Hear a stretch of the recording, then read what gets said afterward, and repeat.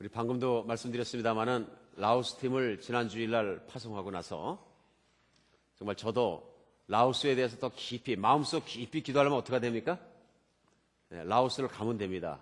근데 라오스를 못 갔으니까 라오스를 가는 또 다른 방법이 뭔가 하고 생각해보다 컴퓨터로다가 라오스의 영상들을 다 찾아봤어요. 라오스의 역사, 라오스의 영상, 사람들이 사는 모습. 근데 실생활에 사는 모습을 너무 보고 싶었는데 마침 뒤적거리다 보니까 한국 방송국에서 만든 다큐멘터리가 있었어요. 요즘 한국이 얼마나 좋은지요. 무슨 뭐 세계 테마 기행이니 뭐니 이렇게 들어가서 보면 너무 재밌는 것들도 많고요. 세계 구석구석이 볼 수 없는 것들 그냥 구석 그냥 정말 오지까지 들어가서 그냥 카메라 앵글을 대고 찍어내기 때문에 그냥 뭐 앉아서도 얼마든지 볼 수 있더라고요. 그래서 제가 찾다 보니까 라오스의 그 극한 직업을 가지고 있는 세계에 있는 사람들을 그 찍는 그 다큐멘터리가 있었어요. 거기에는 정말로 그 세계에서 위험한 직업, 극한 직업을 가진 사람들이 나왔었는데 라오스에 있는 벌목공들을 찍은 한국 방송들의 비디오가 다큐멘터리가 나온 걸 제가 봤습니다. 거기 보니까 그 방송국 기자가 이제 카메라를 들고 쫓아가는데 그 정글에 들어가서 열대림이잖아요. 열대우림에 들어가서 이제 그 정글에서 나무를 벌목하는 사람들이 7, 8명이 한 그룹이 돼가지고 한 일주일 내지 2주일씩 나가가지고 정글 속에 들어가 나무를 자르는 거예요. 그리고 그 트럭으로 그걸 끄집어내가지고 이제 갖다 파는 그런 내용들이 나왔는데요. 정말로 처참하리만치 정말 고생하는 그 벌목공들의 그 악한 환경 속에 싸우는 그 모습이 나왔습니다. 벌목공들이 벌목가는데 여기 마냥 무슨 뭐 군화같이 생긴 정글화를 신고 막 다니는 것도 아니고요. 보니까 그 중에서 대다수는 다 맨발 벗고 정글로 가고 있고요. 근데 나머지는 이 한두 명은 좀 돈 있는 사람이 코다리 쓰레빠 신었어요.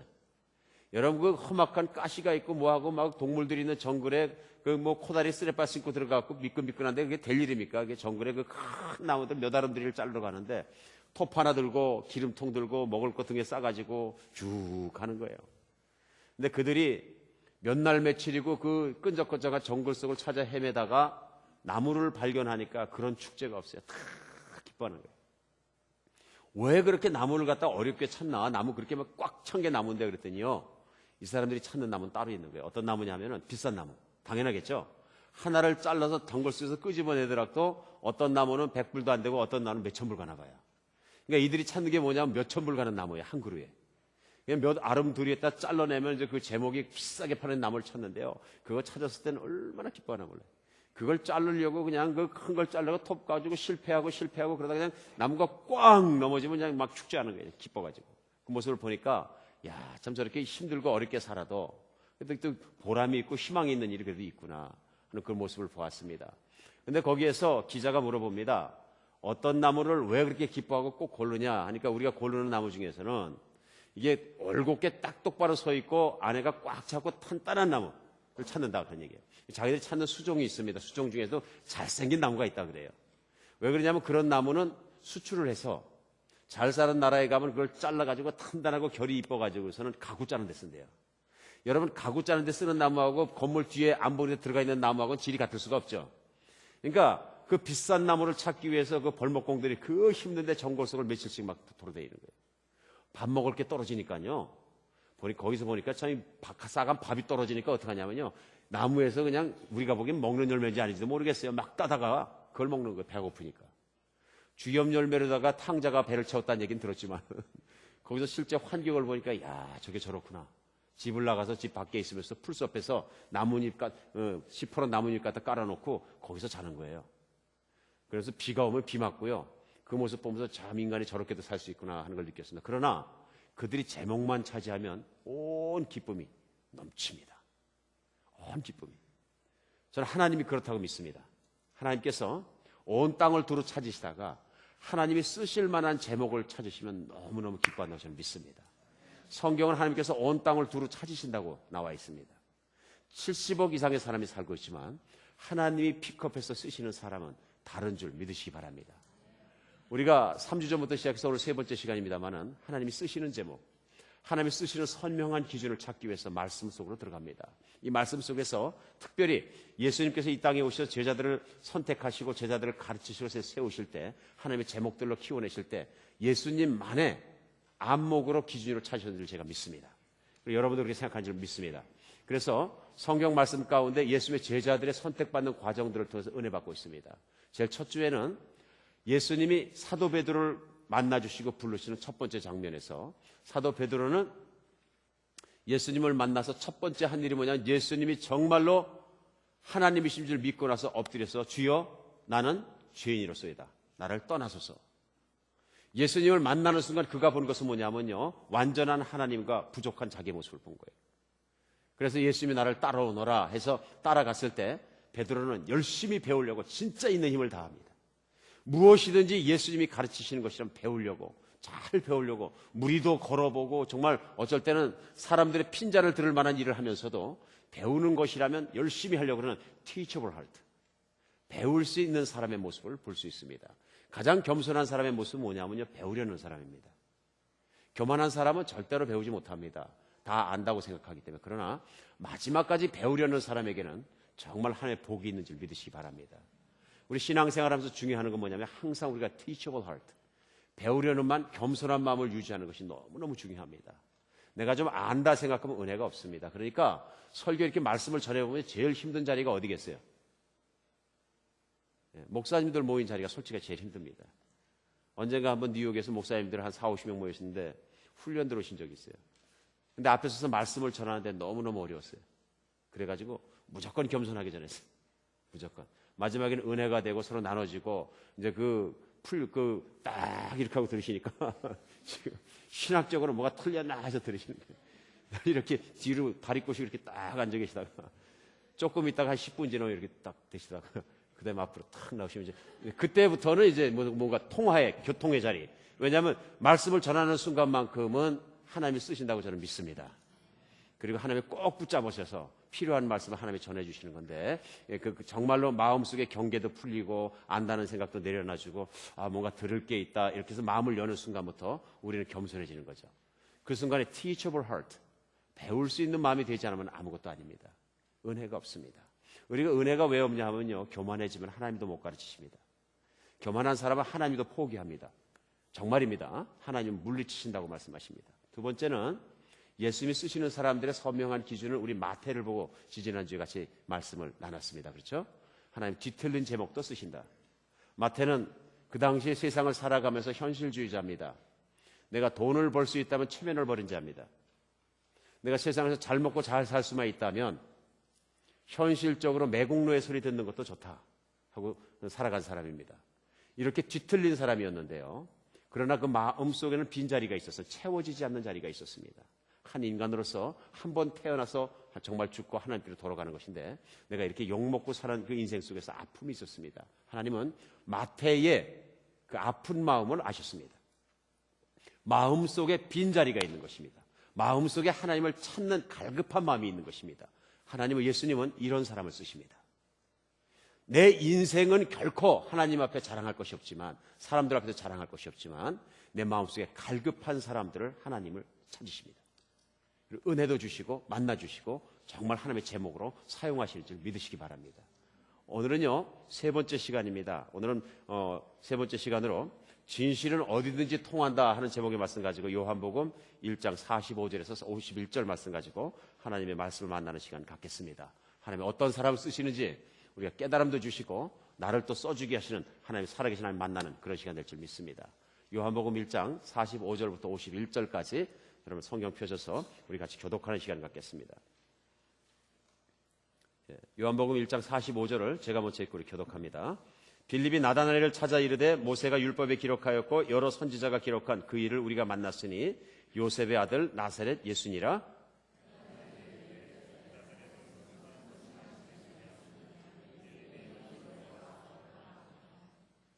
예수께서 나다나엘이 자기에게 오시는 것을 보시고 그를 가리켜 이르시되 보라 이는 참으로 이스라엘 사람이라 그 속에 간사한 것이 없도다.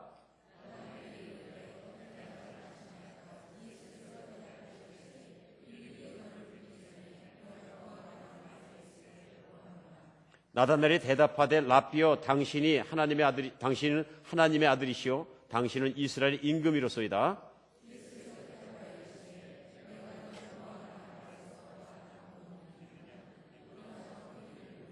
다 함께요. 또 이르시되 진실로 진실로 너희에게 이르노니 하늘이 열리고 하나님의 사자들이 인자 위에 오르락 내리락 하는 것을 보리라 하시니라. 아멘. 아멘.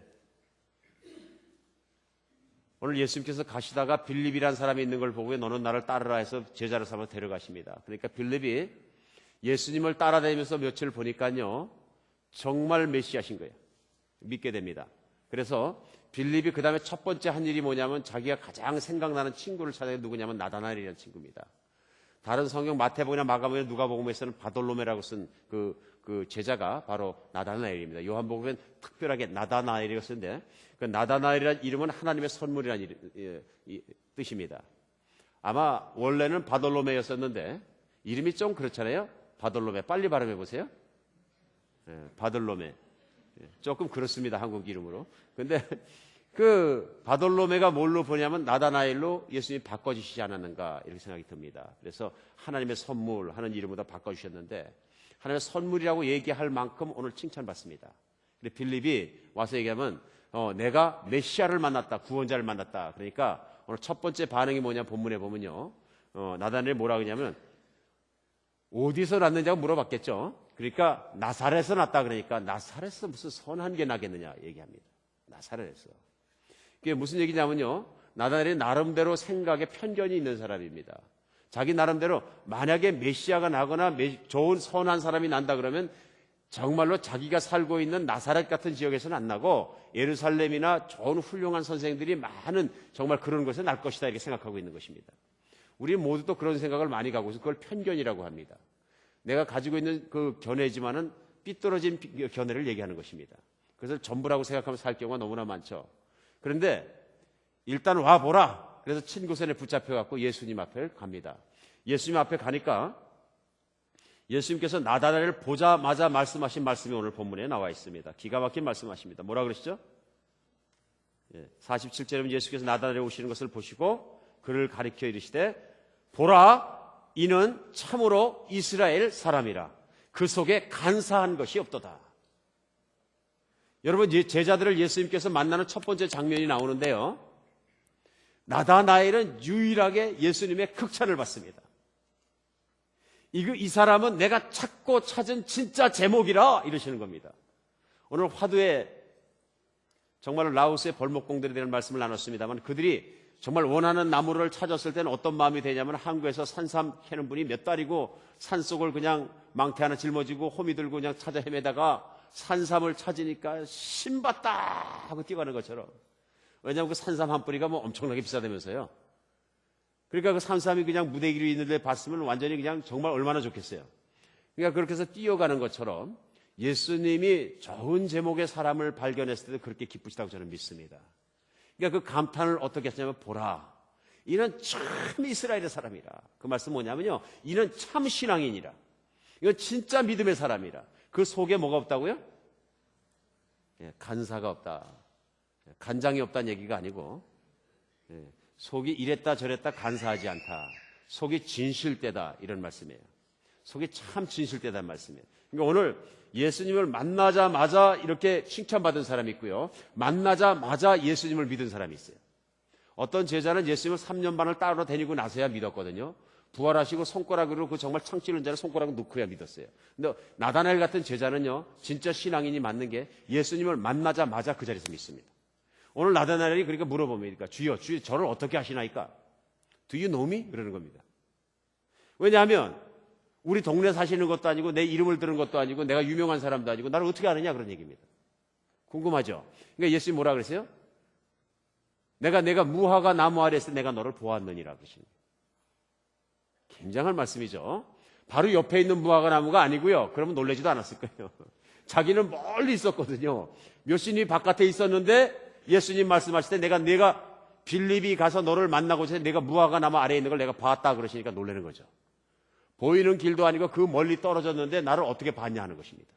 그 순간 나다나엘 안에 오는 믿음이 있어. 그게 뭐예요? 내가 빌립이 올 때 무화과 나무 아래 앉아 있었던 것이에요. 뭐 했을까요? 저는 말씀 묵상하고 기도하고 있었다고 생각합니다. 하나님 만나고 있는 그 순간에 예수님 그걸 아신 거예요. 그리고 그 말씀을 하니까 나다나엘이 볼 것 없이 엎드려 버립니다. 엎드려서 나다나엘이 이제 고백합니다. 49절에요. 랍비여 당신은 하나님의 아들이시여 당신은 이스라엘의 임금이로소이다. 당신은 왕이시고 당신은 하늘에 쏘신 하나님의 아들이십니다. 금방 고백합니다. 기가 막힌 거죠. 그러니까 사도 베드로가 제일 먼저 마태복음 16장에 말해서 제일 먼저 고백한 게 아니고요. 나다나엘은요, 만나자마자 엎드려서 고백한 사람. 정말 여러분과 제가 이렇게 예수님께서 만나자마자 기뻐하는 제목 됐으면 참 좋겠습니다. 얼마나 영광스럽습니까? 예수님이 보시더니 너는 내가 70억 중에 찾고 찾던 제목이라. 참 이거같이 기쁠 게 없을 것 같아요. 전 특별히 제 자식들을 또 우리 교회 교인들을 이렇게 예수님이 만나셨을 때, 야, 이건 참 진짜 제목이라. 이건 내 제목 중에 제목이라. 정말 이 속을 보니까 정말 내가 기뻐하는 사람이라. 이게 만나는 그런 사람 얼마나 좋겠습니까? 오늘 예수님께 기뻐하신 이유가 뭔 것 같습니까? 오늘 딱 나와 있어요. 그죠? 이 사람 속에는 간사한 것이 없다. 바꿔서 얘기하면 이 사람은 진실한 사람이라는 얘기입니다. 간사한 사람의 반대가 진실한 사람 맞죠? 예, 진실한 사람이다. 이랬다 저랬다 하는 사람도 아니고, 예, 그 다음에 자기의 이익만 된다 그러면 막 뒤집어 엎고 난리치는 사람도 아니고 오직 진실한 사람이다 하는 얘기입니다. 그래서 진실하지 못한 사람들은 보니까 자기 이익을 위해서는 진실을 왜곡하는 사람들, 정직하지 못한 사람들, 자기 이익을 위해서는 자기 일을 포장하는 사람들, 위선적인 사람들, 두 마음을 가진 사람들, 두 집 살림하는 사람들, 마음이 나눠진 사람들, 이런 사람들이죠. 그렇죠? 어떤 분이 지금 중얼중얼 하셨어요. 두 집 살림이 뭐냐? 예. 아침에 나갔다가 다른 집 들렸다가 집에 가는 거죠. 아침에 나갔다 직장 갔다 집에 가야 되는데 꼭 한 집 따로 들렸다 들어온 집이 있는 거예요. 오늘 이 말씀 드리는 이유는 웃자고 하는 얘기가 아니고 우리 설교 말씀 듣는 분 중에 그리스도인으로서 그런 분이 있으면 회개하시고 가정으로 돌아가시기 바랍니다. 제 강권에 선포합니다. 가정으로 돌아가시기 바랍니다. 내가 뭐 이유가 아무리 많이 돼도 그건 다 소용없습니다. 그것은 아닌 것입니다. 가정으로 돌아가시기 바랍니다. 오늘 우리는 예수님이 나다나엘이 진실하기 때문에 기뻐했다는 걸 분명히 압니다. 이게 그냥 기뻐만 하신 게 아니라 진실한 사람을 받는 복이 있습니다. 먼저 진실한 사람만이 하나님의 크고 깊은 은혜를 받습니다. 신앙생활 하는데 어떤 분은 깊은 은혜를 받고 어떤 분은 낮은 은혜를 받는데요. 진짜 깊은 은혜를 받는 사람들은 깊은 변화가 옵니다. 그리고 깊은 은혜를 받는 사람들은 하나님의 깊은 놀라운 큰 기적들을 체감합니다. 똑같은 복음이 선포되고 똑같은 목사가 말씀을 전해도요, 어떤 분들은 큰 은혜를 받고 큰 하나님의 정말 그 놀라운 변화를 체험하지만 어떤 분은 은혜를 잘 아는 거 왜 그러냐면요, 내 마음의 상태입니다. 말씀이 다릅니까? 똑같습니까? 똑같습니다. 그런데 어느 밭에 떨어졌느냐에 따라서 완전히 다른 거죠. 우리 지난주에도 말씀 나누면서 밭에 대한 말씀을 나누면서 꽃밭 얘기를 말씀드렸죠. 교회 꽃밭이 다르다. 이거 뭐냐면요, 토질이 다른 겁니다. 내 마음이 간사한 마음이냐 아니면 진실한 마음이냐에 따라서 뿌리 내리고 자라는 이것이 달라진다 그런 얘기입니다. 그러니까 오늘 깊은 은혜를 받기 위해서 우리에게 꼭 필요한 건 뭐냐면요, 진실한 마음이 되어야 합니다. 그래서 그 마태복음 5장 8절에 보면 예수님께서 복이 있는 사람을 말씀하실 때, 복이 있는 사람 말씀하실 때 쭉 가시다가 팔복 중에서 뭐라고 말씀하시죠? 마음이 청결한 자는 복이 있나니 저희가 하나님을 볼 것이요 말씀하시죠. 5장 8절이죠. 마음이 청결한 자는 복이네 저희가 하나님은 영이십니까? 하나님을 볼 수 있습니까? 못 봅니까? 하나님은 영이시기 때문에 눈으로 볼 수 없습니다. 만약 하나님이 우리가 매일 눈으로 볼 수 있는 분이라면 믿음이 필요 없죠. 그렇죠? 믿음은 보이지 않는 하나님을 보이는 것처럼 믿는 것입니다. 그러므로 믿음은 내가 만들어낸 내가 의지력이 아니고요, 믿음은 하나님의 선물이에요. 진짜 믿음은요, 내 목숨까지 내놓는 믿음이 되는데 보이지 않는 하나님을 어떻게 믿고 목숨을 내놓겠어요? 그렇기 때문에 이게 선물입니다. 본질적으로 하나님께서 나에게 오서 믿게 해주시 않으면 못 믿습니다. 믿음은 학위가 많다고 공부 많이 했고 머리가 비상하다고 믿어지는 것도 아니고요, 내가 속으로 뚝심이 좋다고 믿어지는 것도 아니고요, 의지력이 세다고 믿어지는 것도 아닙니다. 믿음은 하나님의 선물입니다. 예, 무식해도 믿음이 클 수 있고 은혜가 많을 수 있고요, 유식해도 많을 수 있고요, 못생겨도 많을 수 있고요, 잘생겨도 많을 수 있고요, 모양과 관계없이 믿음은 하나님이 주시는 겁니다. 그런데 누구한테 주시냐면요, 진실한 사람에게 주십니다. 똑같은 말씀이 선포돼도 진실한 사람은 그만큼 은혜를 깊게 받더라 하는 얘기입니다. 두 번째는요, 어떤 복이 임하느냐면요, 진실한 친구들이 생깁니다. 친구 많이 사귈 필요 없어요. 빌립 같은 친구 한 명만 사귀면 돼요. 자기가 제일 좋은 메시아를 만나고 나니까 제일 먼저 생각한 게 누구예요? 메시아를 기다리고 있는 나의 친구 나다나엘을 생각한 거예요. 그래서 나다나엘을 가서 손을 끌고 가고 예수님께 데려온 거예요. 좋은 친구 하나면 됩니다. 여러분, 어떤 사람이 어떤 사람인가 그 속을 깊이 알기 위해서 그 사람이 사귀는 친구들을 보면 압니다. 예. 되게 많은 경우에 친구를 여러 가지 이유와 목적 때문에 사깁니다. 어떤 분들은 술 친구를 사깁니다. 술 먹을 때 좋은 친구들이 있어요. 심심하지 않고 재밌는 얘기 많이 하고 참 부담 없고 좋은 친구들이 술 친구입니다. 술 친구 많이 사귀면 어떻게 되냐면 술주정꾼 됩니다. 뻔하죠? 왜냐하면 그게 친구기 때문에. 어떤 사람들 친구를 사귈 때 즐기기 위해서 합니다. 그러니까 즐기는 친구들은 사귀다 보면요 즐거움이 없어지면 다 사라지는 친구가 아닙니다. 사실은. 그렇죠? 무슨 골프 동호회 그냥 하지 말란 말이 아니고요. 해가지고 이제 골프에 묶으면 혼자 운동하면 재미없잖아요. 4명, 5명, 나중에 8명, 10명 동호회하고 이렇게 몰려다니시는데 그때 동호회하고 만날 때는 골프 끝나고 나면 저녁밥 먹고 또 술 먹고 그 다음에 또 어디 가고 집에 늦게 들어갈 수도 있잖아요. 왜냐하면 즐기기 위해서 만난 친구들이기 때문에 그렇습니다. 그런데 내가 조금 삶이 어려워져서 힘들어서 골프도 못 치고 즐기지도 못하고 뭔가 안 되면 친구가 아니기 때문에 이 사람들은 다 떠납니다. 친구 아닙니다. 그렇죠? 왜냐하면 친구를 사귀는 목적이 즐기기 위해서 만나는 것인데 즐거움이 끝나면 거기서 끝내 한계가 거기입니다. 결혼도 똑같습니다.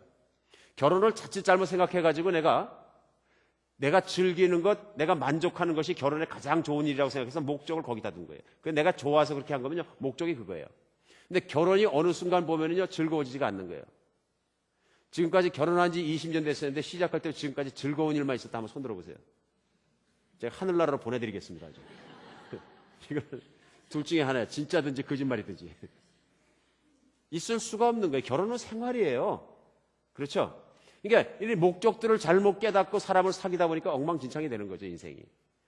오늘 뭐냐 하면요. 내가 진실해지면 진실한 친구를 갖기 원하고 마음의 친구를 갖기 원하기 때문에 내 주변에 진실한 친구들이 많아집니다.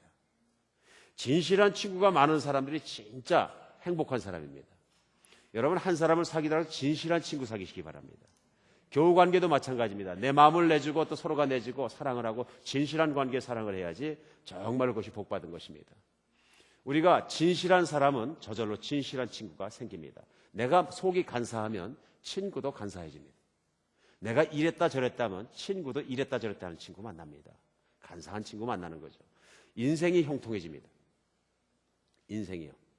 사람이 진실하면요 진실하게 살아갑니다. 진실하다는 얘기는 뭐냐면요 내가 꼭 잡은 인생의 진리가 있고 인생의 길이 있으면 그 길을 우직하게 가는 사람들입니다.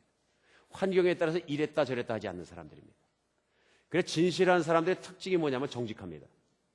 어떤 분들은 무섭도록 정직해요. 제가 보면 하나님이 기뻐하십니다. 여러분 정직하면 손해볼 수 있습니다. 정직하면 당장 있는 이익을 잃어버릴 수도 있습니다. 맞습니까? 있죠. 얼마든지 있습니다. 그러나 정직한 사람은 형통합니다. 무슨 말씀이냐면요 끝이 좋습니다. 내가 잃어버린 게 집 나갔다가 다시 들어왔고 몇 배 불려갖고 들어오는 것, 이게 정직의 형통입니다. 되돌아 들어오는 거예요. 내가 작은 것에 정직했는데 큰 게 되돌아 들어오고요.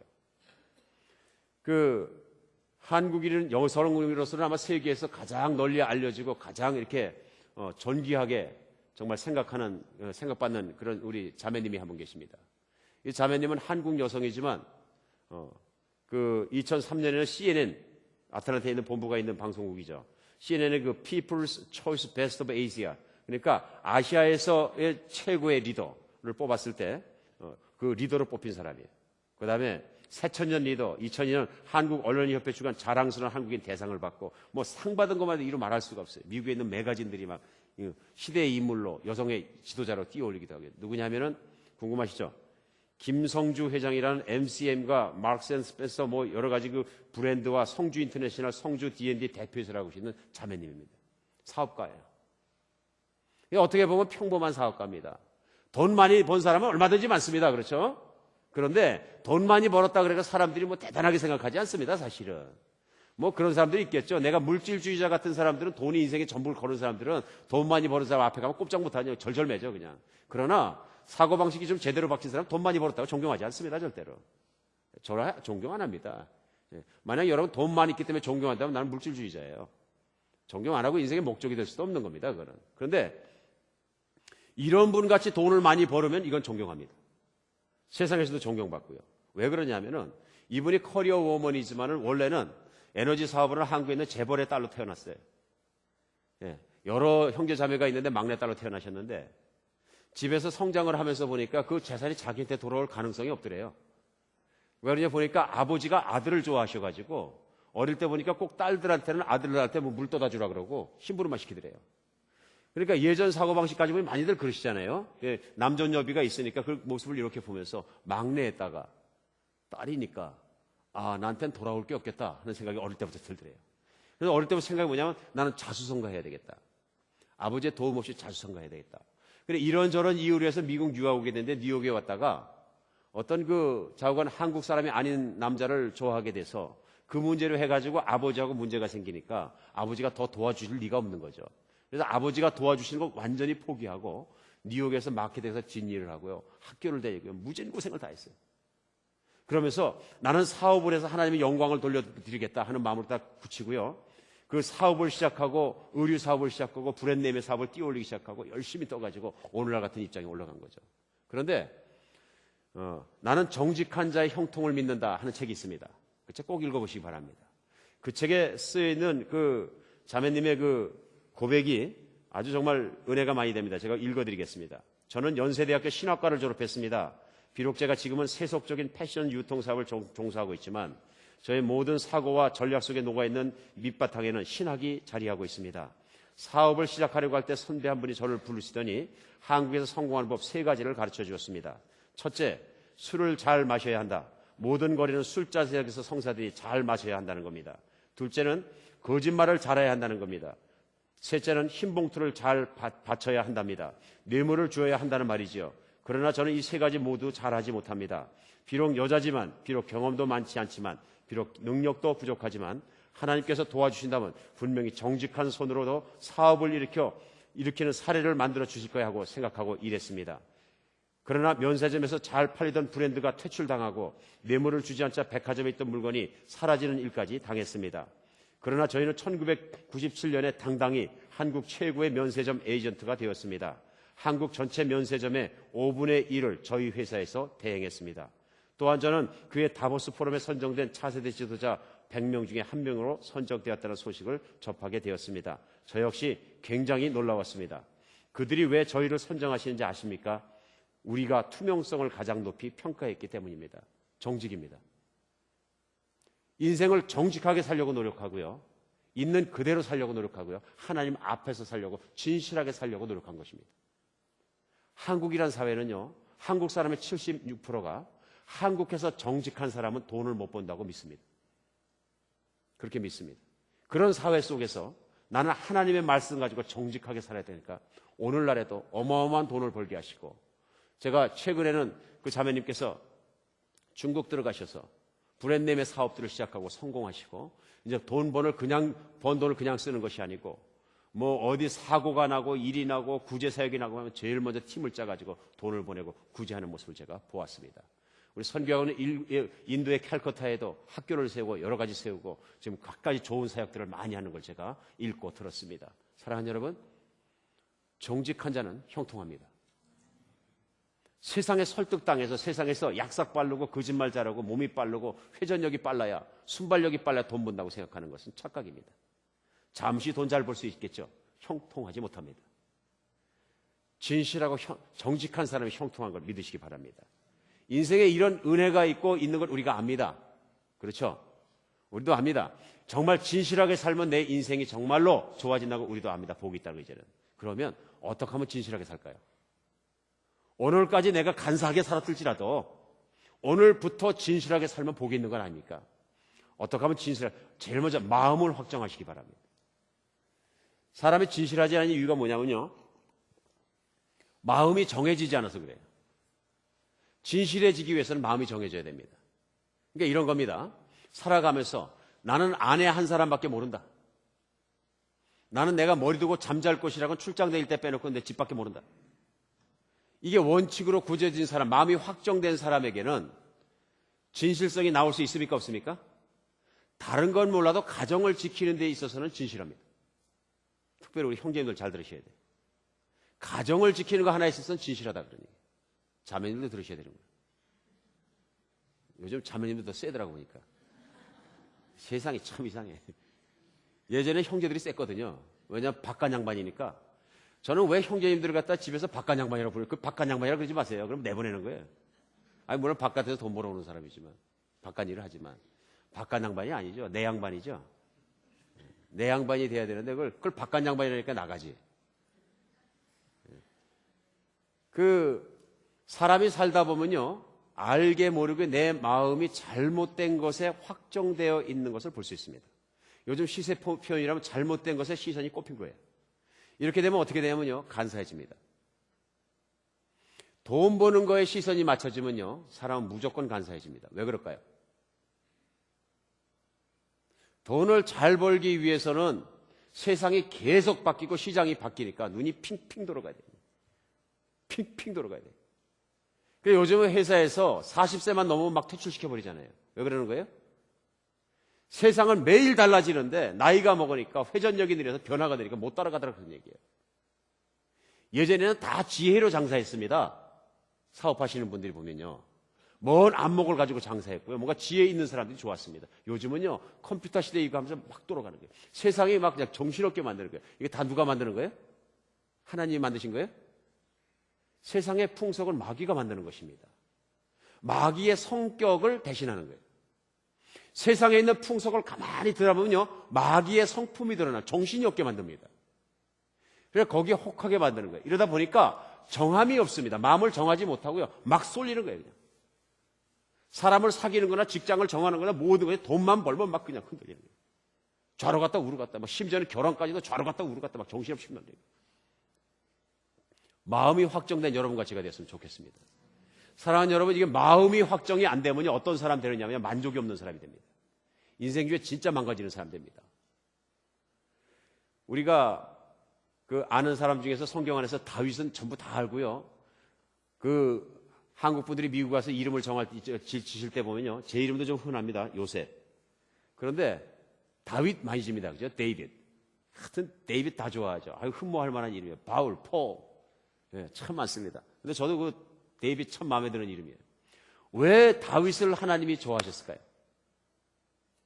성경을 뭐라 그러시냐면요, 다윗을 보시고 하나님께 이는 내 마음이 합한 자라. 오늘 나다나엘을 보시고, 야, 이 진짜 이스라엘 사람이라 속에 간사한 게 없구나. 내 마음에 딱 든다. 하나님이 내 마음에 딱 든다가 뭐예요? 내 마음과 합해졌다 이런 얘기예요. 그럼 무조건 쓰임받는 거예요. 맞습니까? 믿으십니까? 하나님 마음에 들어, 사람 마음에 들어도 난리가 나는데요, 여러분. 오바마 대통령한테 딱 마음에 들어보세요. 어떻게 돼요? 갑자기 그냥 백악관에 초청장 옵니다.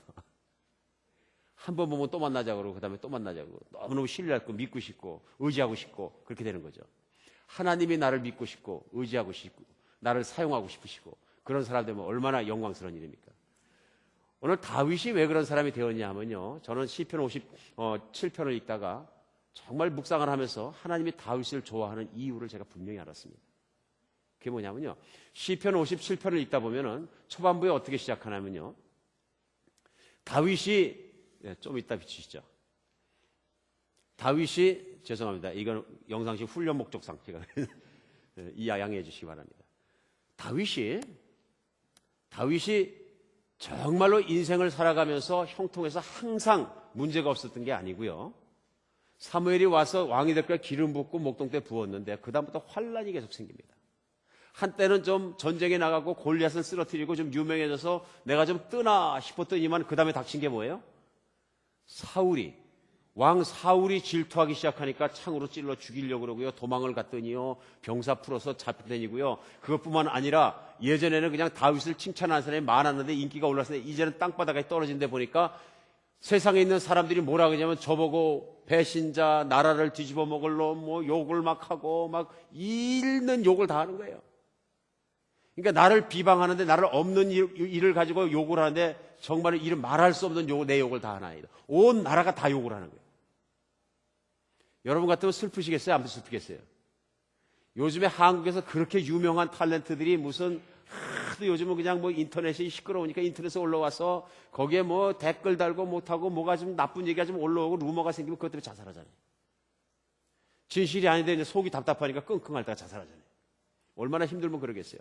다윗은 얼마나 힘들었겠어요. 세상이 얼마나 원망스럽겠어요. 사울왕은 얼마나 원망스럽고 황무지로 돌아다니고 도망다니고 굴에서 자고 제대로 살지도 못하고 그 삶 속에서 얼마나 힘들었겠어요. 하나님은 얼마나 원망스럽겠어요. 그런데 세상 사람들이 이렇게 하고 정말 나에게 원수같이 하나이다.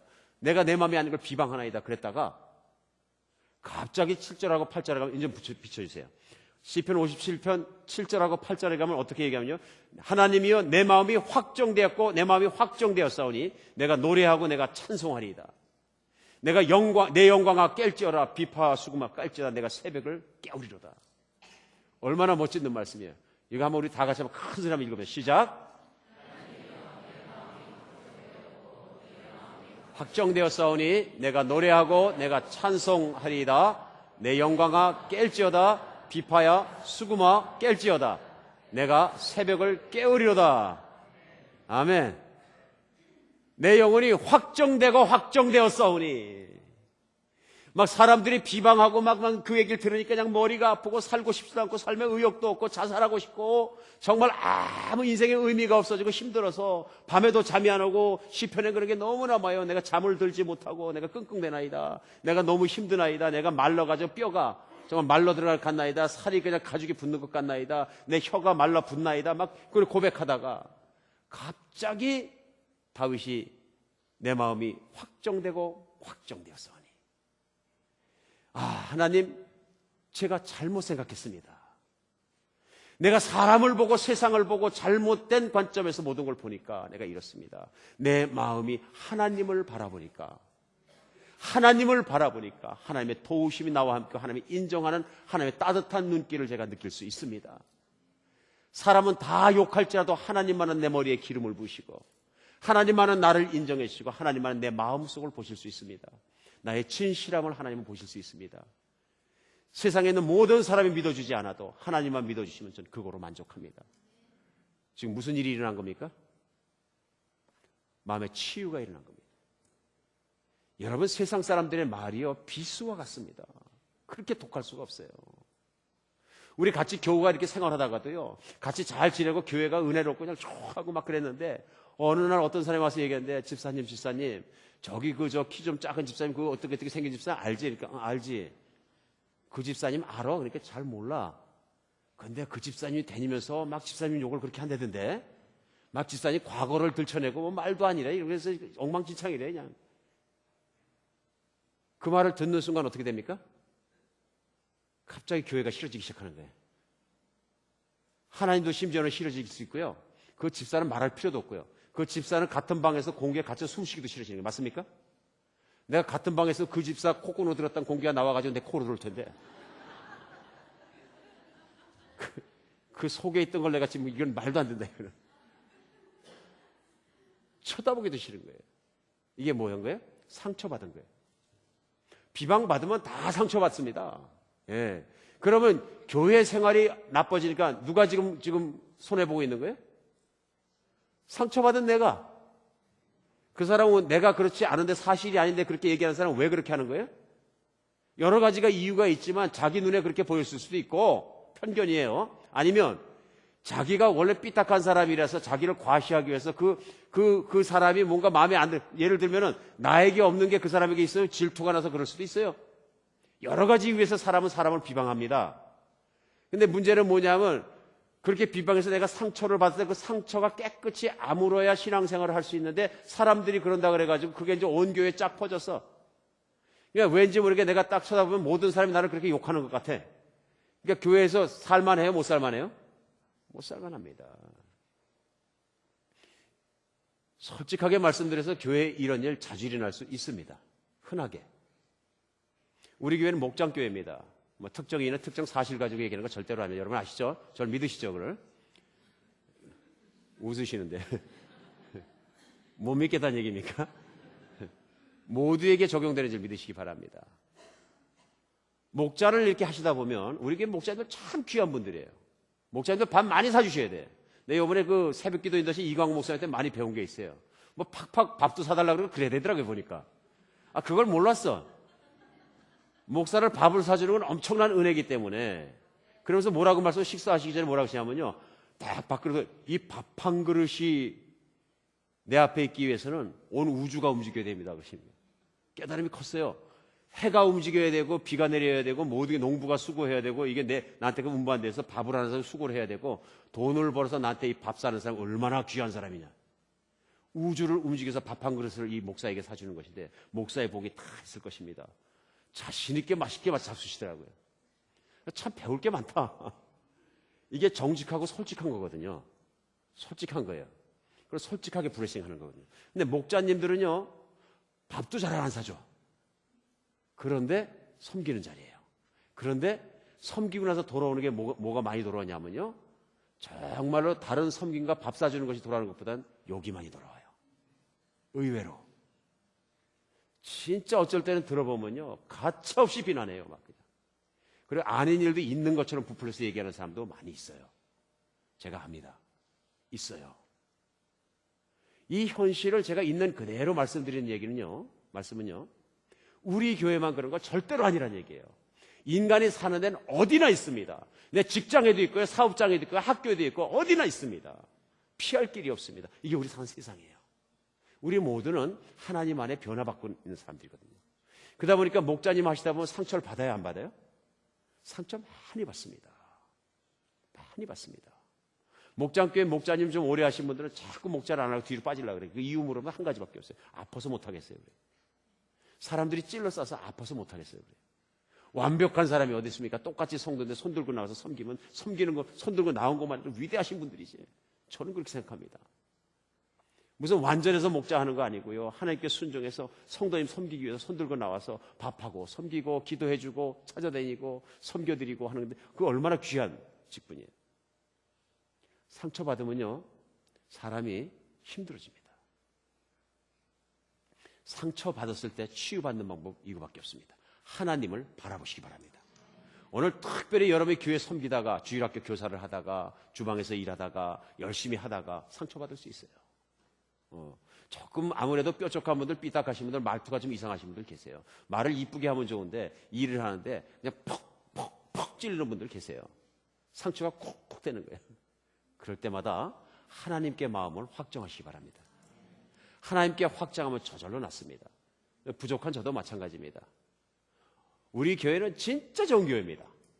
할렐루야예요. 믿으시기 바랍니다. 우리 교회 성도님은 진짜 좋은 성도. 우리 이번에 정말 강사 오셨던 새벽 부흥회 이광호 목사님도 떠나시기 전에 그 말씀 하시더래요.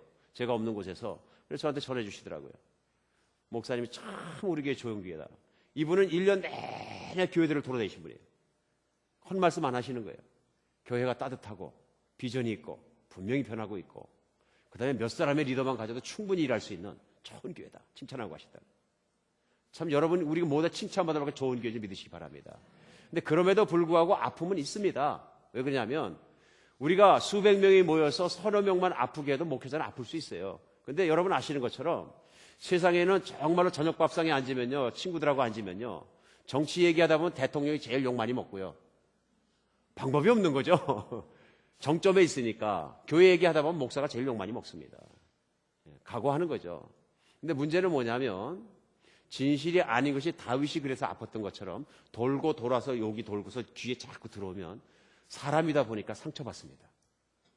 야, 그분이 그러시나? 그렇게 생각한 분이 그렇게 막 욕을 하고 그러시나? 그 얘기 이렇게 생각날 때 상처받습니다. 근데 문제는 뭐냐면요, 나 사역하기 싫어.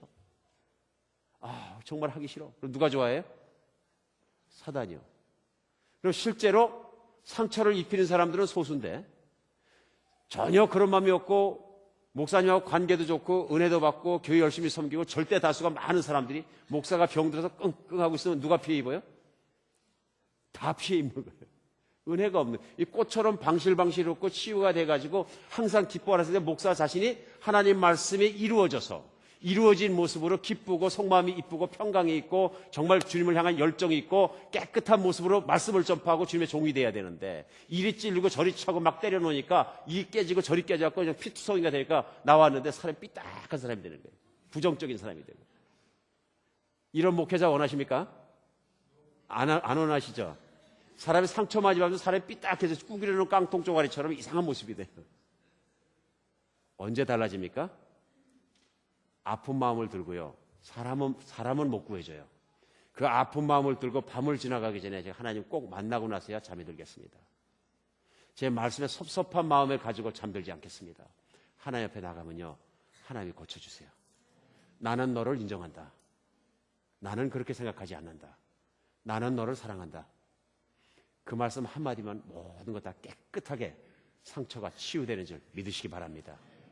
아무리 많은 사람들이 나를 인정해줘도 하나님이 나하고 같이 있지 않으면요. 나는 절대 소수예요. 아무리 적은 소수의 사람들이 있을지라도 하나님이 나하고 서 계시면 나는 절대 다수인 줄 믿으시기 바랍니다. 이게 노아의 원리예요. 노아 때 세상 사람은 노아를 다 비웃었지만 하나님만은 노아 쪽에 서 계셨어요. 이것이 의인의 길인 줄 믿으시기 바랍니다. 하나님께서 우리가 마음이 확정되었을 때 이런 은혜를 주시는 것입니다. 항상 마음이 확정된 여러분 되었으면 좋겠습니다. 성경 야고보서의 말씀대로 우리 마음속에 두 마음이 있으면 하나님 블레싱 못 받습니다.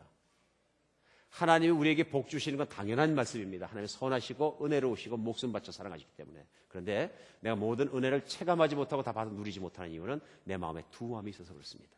확정되지 않아서 그렇습니다. 그래서 야고보서 1장 6절 8절은 이렇게 말씀하십니다. 오직 믿음으로 구하고 조금도 의심하지 마라. 의심하는 자는 마치 바람에 밀려 요동하는 바다 물결 같으니 이런 사람들은 무엇이든지 주께 얻기를 생각하지 마라. 두 마음을 품어 모든 일에 정함이 없는 자들. 마음이 두 마음이면 하나님께 축복받으려고 기대하지 말라 그런 말씀이에요. 마음이 두 마음이기 때문에. 이게 무슨 말씀이에요? 기도를 했는데 돌아서면서 보니까 그런다고 꼭 그대로 기도대로 해주시겠나? 그러니까 믿음으로 기도하고 의심으로 잡아 뽑아버리는 거예요. 내가 믿음으로 심은 건 절대로 의심으로 뽑지 마시기 바랍니다. 아멘? 내가 기도했으면 끝! 부정적인 생각이 막 나오더라도 뭐 상황이 더 나빠지더라도 기도했으니까 좋아질 거야. 가시기 바랍니다. 상황이 기도했는데 조금만 나빠지면 이거 기도 언제는 뭐 들어주셨나? 부정적인 생각이 이게 두 마음이에요. 내 마음이 확정되고 오늘 찬양했잖아요. 얼마나 한 40분 50분은 반복해야 돼. 내 마음이 확정되어 싸우니 얼마나 감사해요. 여러분 평안은 어디서 오느냐면요. 확정됐을 때 옵니다. 기쁨도 언제 오냐면요. 내 마음이 확정됐을 때 기쁨이 옵니다. 능력도 언제 오냐면요. 확정되었을 때 옵니다. 기도의 능력도 언제 오냐면요. 내 마음이 확정돼서 하나님을 진짜로 의지하고 믿을 때 옵니다. 내가 진실해지기 위해서는 내 믿음이 확정돼야 합니다. 그러면 사람은 진실해집니다. 하나님을 진짜로 믿고 하나님의 사랑을 내가 얼마나 받고 있냐는 걸 가슴 깊이 믿은 사람은 사람 눈치 보지 않습니다. 믿으십니까? 사람 눈치를 왜 봅니까? 사람은 사랑의 대상이 눈치 보는 대상은 아닙니다. 아무리 윽박질르든 유혹을 하든 무엇하든 사람 눈치 보지 않습니다. 저는 하나님께 기도하는 게 있습니다. 하나님, 제가 하나님만 쳐다보고 사람 눈치 보지 않게 도와주시옵소서. 그거 두 마음 가진 거거든요. 두 마음 가진 거예요. 그러니까 사람 눈치 보기 시작하면요, 줏대가 없어집니다. 이랬다 저랬다 그럴 때는 왜 그러냐면 눈치 봐서 그래요. 하나님이 옳다 이 길이다 하면 이 길이고요. 그 길을 뚜벅뚜벅 가야 결과가 있습니다. 우리 모두의 인생이 그런 인생 사는 여러분과 제가 되었으면 좋겠습니다. 우리 마음을 정해야 되고요. 두 번째는요, 생각과 행동의 기준을 바로 정하셔야 됩니다. 우리가 생각과 행동을 하는데 기준 없이 행동하는 경우가 너무나 많아요. 어떤 상황을 겪을 때마다 여러분 그 작은 거와 큰 거를 결정하마다 여러분 결정의 기준은 무엇입니까? 한번 본인이 스스로 한번 생각해 보시기 바랍니다. 내가 무엇을 기준으로 항상 움직이게 하는 기준은 뭡니까? 우리 그리스도인의 기준은 무엇이면 될 것 같습니까? 예, 아멘. 오늘 그래서 요거는 설교를 짧게 하겠습니다. 답변이 나왔잖아요. 말씀이죠? 내 생각이 아니라 하나님의 생각이요. 내 마음이 아니라 하나님의 마음, 내 뜻이 아니라 하나님의 뜻이죠.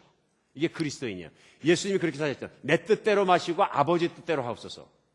항상 아버지의 기준입니다. 나를 만드신 분이 아버지시고 모든 것을 만드신 아버지이기 때문에 아버지의 말씀과 뜻대로 사는 여러분과 제가 되었으면 좋겠습니다. 이러면 생각의 기준, 마음의 기준이 똑바르기 때문에 행동의 기준도 똑바르게 되어 있습니다. 가장 아름다운 사람은 어떤 사람이냐면요, 속과 겉이 똑같은 사람이에요. 우리가 추구해야 되는 인간형이 어떤 인간형이냐면요, 속과 겉이 똑같은 사람이에요. 한 종류의 사람만 이렇게 됩니다. 하나님 말씀이 들어오고요. 말씀대로 사는 사람만 이렇게 됩니다. 하나님 앞에서 부끄럽지 않은 사람은 사람 앞에서는 절대로 부끄럽지 않습니다. 자신이 있어질 수 있고요. 정직하게 살 수 있습니다. 정말로 바른 기준으로 살아간 여러분과 제가 되었으면 좋겠습니다. 말씀 매일 보고 말씀 매일 외우고 묵상하지 않으면 절대로 이런 기준은 안에 생기지 않습니다. 그냥 생기는 게 아니고요. 주일 말씀만 들어갖고는 어렵습니다. 매일 새벽 말씀을 다 듣는 분이 진짜 말씀 기준으로 살 수 있는 분입니다. 정말입니다. 그것도 안 되면 매일 말씀을 묵상하고 말씀을 붙잡은 사람만이 그 기준으로 살 수 있고요. 성품이 변화합니다. 왜냐하면 주일 말씀을요. 여러분 2주일 전에 저하고 나눈 말씀, 마태에 대한 말씀 얼마나 기억하시는 것 같아요? 그것만 갖고 못 삽니다. 그러니까 쉽게 생각하면 썬데이 크리스천만 해갖고는 못 사십니다. 성경 읽으시기 바랍니다. 그리고 제가 강권합니다. 새벽 예배 나오시기 바랍니다. 저는 하나님께 요즘에 감사하고 감사하는 것이 있어요. 그게 뭐냐면 하나님이 우리 교회에 새벽 부흥 주시는 거예요. 뭐 어떤 건 다 차치하고도 하나님이 새벽 부흥만 주시면 저는 그걸로 만족합니다. 왜 그런지 아십니까? 주일만 말씀 먹고는 못 삽니다. 근데 새벽에 나와서 매일 하나님 찬양하고 말씀 먹고 하루를 당연히 승리하고 90% 먹고 들어가는데 그 한 하루가 승리 안 하겠어요? 근데 막 새벽 기도가 막 북적북적 늘어나더니 하나님께서 기대치도 않는데 이광호 목사님 오셔갖고 뭐라 그러냐면 새벽 부흥회를 인도하시겠다. 너무 반가운 거예요, 제가. 새벽 부흥이 일어나야 합니다. 주일날 교인보다 새벽 교인이 더 많아져야 됩니다. 믿으십니까? 제가 엉뚱합니까? 아니면? 저는 이 일이 분명히 우리 교회에 일어날 줄 믿습니다. 이번에도 새벽 기도 할 때마다 100명이 넘는 사람들이 계속 새벽 기도 들어오셨었는데 이걸 떠나서 온 애틀란타에 있는 한인들이 와서 새벽에 그냥 와글와글하는 그런 교회 될 줄 믿습니다. 그래갖고 정말로 하나님께서 이 새벽 부흥을 주셔야 그 새벽 부흥이 곧 한비전 교회인 것입니다. 그게 한비전 교회 실체인 거예요, 그것이.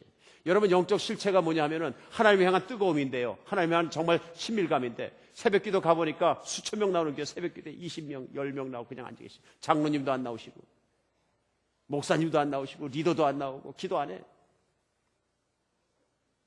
그걸 우리가 다 알잖아요. 교회가 크다고만 하나님이 기뻐하시는 건 아니라 다 알잖아요. 그죠?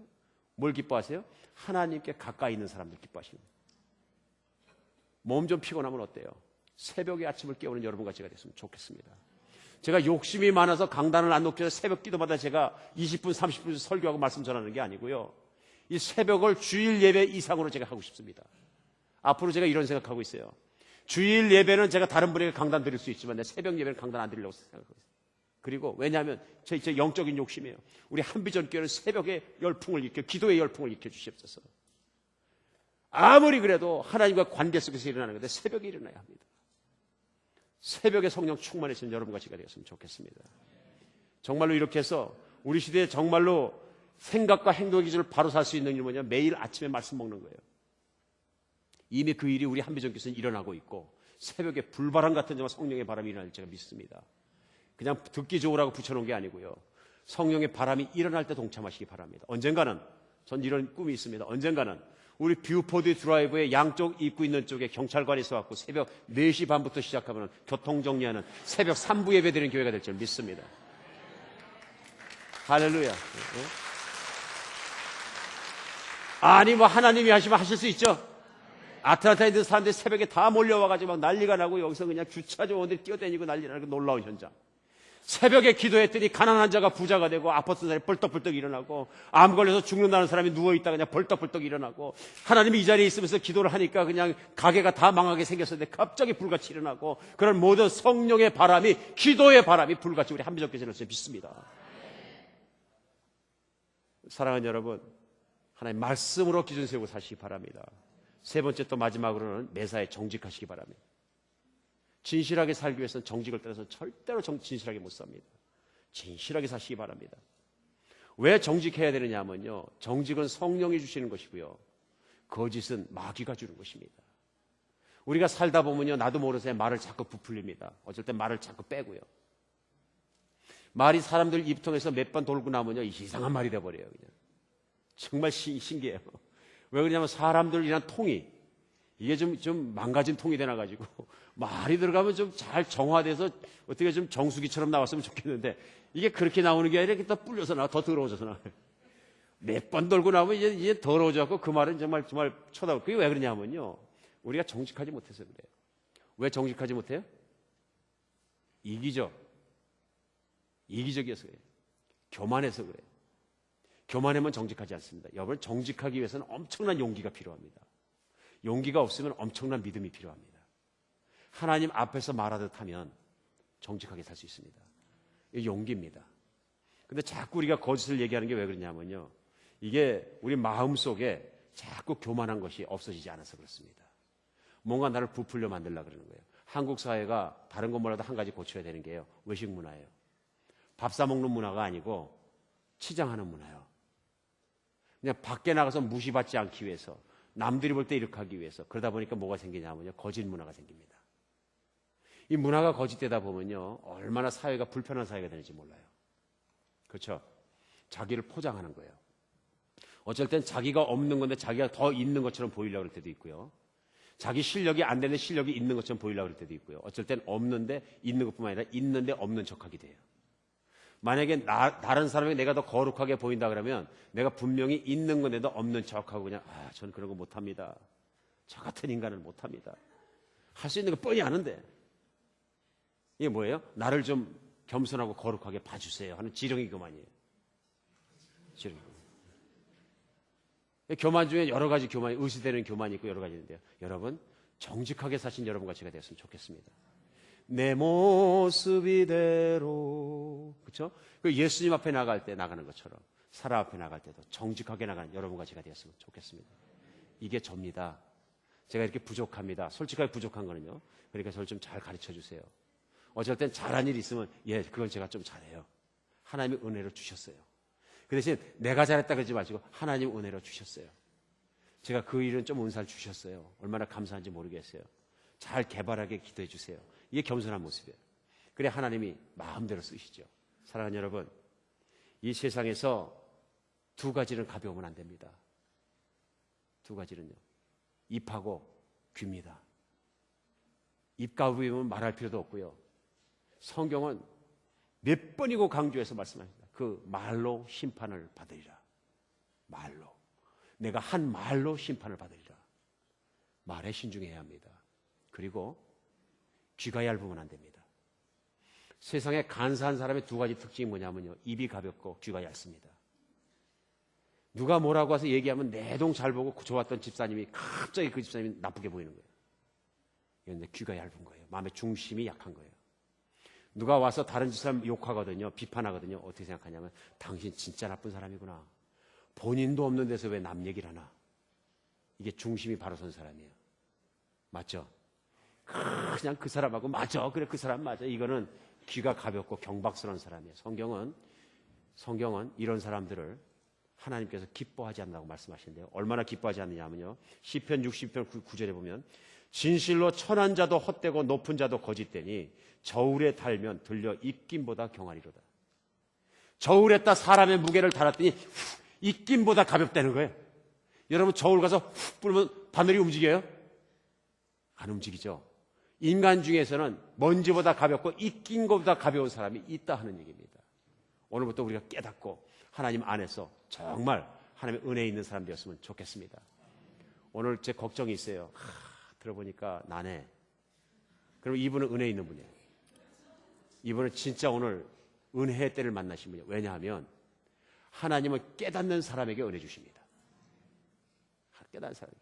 성경에서 오늘 나다나엘은 칭찬을 받았는데 정말로 저주받아야 될 사람인데 성경의 기준대로 하면 복받은 사람이 나옵니다. 누군지 아십니까? 간사하기 짝이 없는 사람이 나와요. 야곱입니다. 야곱은 그야말로 간사계의 거성입니다. 내가 상속권을 받기 위해서는 형 배고픈 걸 이용해가지고 요즘 뭐라 그러냐면 야 야곱처럼 돈 벌어. 천번의 말씀이죠. 형통 안 해요. 그러니까 야곱이 형 속여가지고 장자권 뺐고 이제 형 것만 빼주면 아버지 자산이 다 누구 거예요? 내 거 되니까. 보통 우리도 그렇게 생각할 수 있잖아요. 그죠? 그런데 그 재산을 가졌어요? 못 가졌어요? 못 가졌어요. 야곱이 약삭 바르고 정말 간사하고 하나님 마음에는 진짜 마음에 들지 않지만은 하나님께서 야곱을 선택해서 복 주신 이게 은혜입니다. 은혜는 자격이 없는 사람에게 선물로 주시는 게 은혜입니다. 야곱은 쓸 수 없는 제목입니다. 비틀어지고 속이 비어있고 쓸 수 없는 제목인데 쓸 수 있는 제목으로 바꾸시는 게 하나님인 줄 믿으시기 바랍니다. 그래서 야곱을 바꾸실 때 어떻게 바꾸시냐면요. 야곱이 갖고 싶었던 건 돈입니다. 아버지 재산이에요. 재산을 못 갖게 하십니다. 반대로 고난을 주십니다. 형 에서에게 맞아 죽게 생겼으니까 다 털어놓고 개나리 보찜 하나 지고 떠나게 만듭니다. 다 털고 떠날 때 고생을 주시면서 고생 속에서 두 번째 주시는 게 희망을 주십니다. 베델에서 돌베개를 베고 자는데요. 꿈속에 하나님의 그냥 사다리가 쓰고요. 그냥 천사들이 오르락노락하면서 야 여기가 하나님 사시는 곳이구나. 하나님이 만나주십니다. 하나님을 만나면 희망이 있어집니다. 그러면서 세상에 있는 꾀를 다 버리게 하시고요. 그냥 따라오게 하신데 그 근성을 못 버립니다. 외삼촌 라반의 집에 가서 사는데 라반도 속이고요. 라반은 거성이 아니라 대가의 대가. 대가끼리 만난 거예요. 근데도 그 삼촌을 이기기 위해서 자기도 끝까지 그냥 한번 싸워봅니다. 예. 그래가지고 자기가 정말로 재산을 많이 이뤄갖고 내가 이룬 거니까 내 꾀를 이룬 거야 쫙 끌고 오는데 형 에서를 다시 만납니다. 거기에서 야복강 나루터에 서 있을 때 자기 꾀를 내서 무리를 떼를 지어서 선물을 보내고 에서 형의 마음을 돌리려고 노력합니다. 근데 마지막까지 내 마음속 깊은 곳에 남아있는 것이 있습니다. 강을 건너지 못합니다. 그래도 이 강 건너면 에서가 와서 나를 죽일 것이다. 죽이면 어떡하나. 불안하니까 못 건너가고 자기 아내들까지 다 자식까지 보내고 나서 자기는 못 건넙니다. 두려움입니다. 마음속 깊은 곳에 있는 두려움이 뭐냐면요. 나는 간사한 자라. 내가 환경을 보고 내가 춤을 춰왔는데 이 환경은 내가 다룰 수 없는 것이라. 에서 형의 성질은 내가 다룰 수 없는 것이라. 이제 그 정말 다혈질적이고 단세포적인 그 형의 손에 내 생명이 붙잡혔는데 내 생명은 금방 없앨 수 있는 게 불안한 것입니다. 그때 하나님이 나타나십니다. 그리고 야곱과 씨름에서 환도뼈를 치시고 나서야 야곱의 고집과 자기만을 믿고 자기 꾀와 약삭방을 믿고 살아가는 그 자신의 모든 걸 빼내고 나서야 야곱은 하나님이 사람이 되고 이스라엘의 아버지가 되는 것입니다. 놀라운 사건이죠. 육신을 쳤다는 얘기 아니라 고집을 뽑아버리신 것입니다. 아주 지긋지긋하게 야곱을 붙잡고 있던 간사한 속성을 뽑아버리신 것입니다. 사랑하는 여러분, 인생을 20년 살고 30년 살고 이제 많이 살아서 50년, 60년, 70년을 살면 우리 안에 세상의 눈치를 보면서 만들어놓은 간사함이 얼마나 많겠습니까? 얼마나 사람 눈치를 보고 살았겠습니까? 이제는 하나님만 쳐다보는 여러분과 제가 되었으면 좋겠습니다. 야곱에서 이스라엘로 바뀌는 놀라운 역사가 그리스도 예수의 십자가를 끌어안고 십자가에 부여잡고 십자가에 연합될 때만 받을 수 있는 우리의 성품인 줄 믿으시기 바랍니다. 그 사랑만 있으면 사람 눈치 볼 필요 없습니다. 그 사랑은 변하지도 않고 그 사랑은 절대로 퇴색하지도 않습니다. 기도하겠습니다.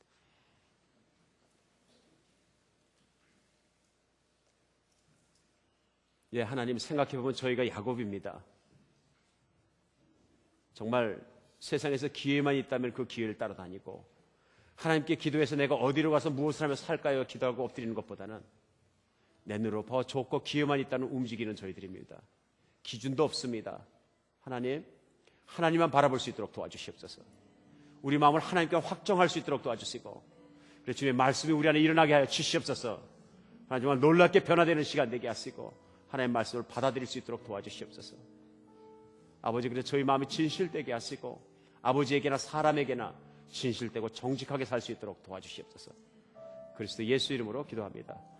우리 다 같이 일어나서 찬양하시겠습니다.